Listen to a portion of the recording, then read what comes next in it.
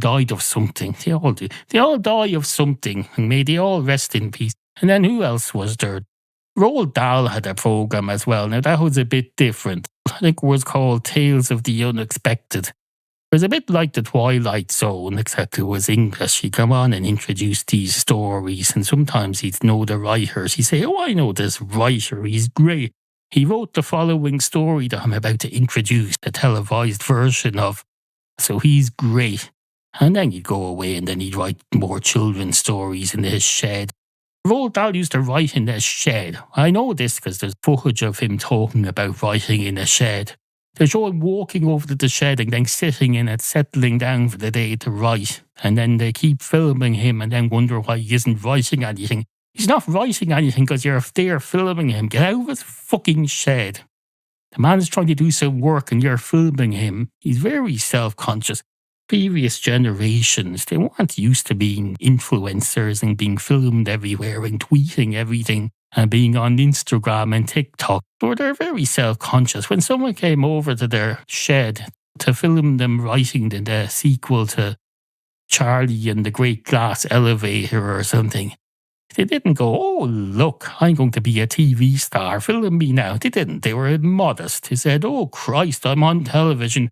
But they also thought television is sacred. So you have to look serious. I have to look serious at the camera and be respectful. Because in those days, television was taken very seriously. If you were watching the news one night, the main evening news at 9 o'clock, and there was a fella standing in front of government buildings doing his report, and some kid came up behind him and started waving at the camera or pulling faces, people would say that's an absolute fucking disgrace. Arrest that child.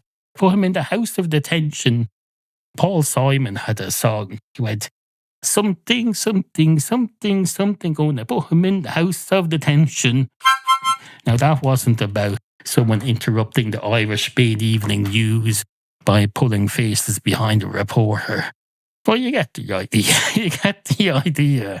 Dahl there, he's sitting there in his shed.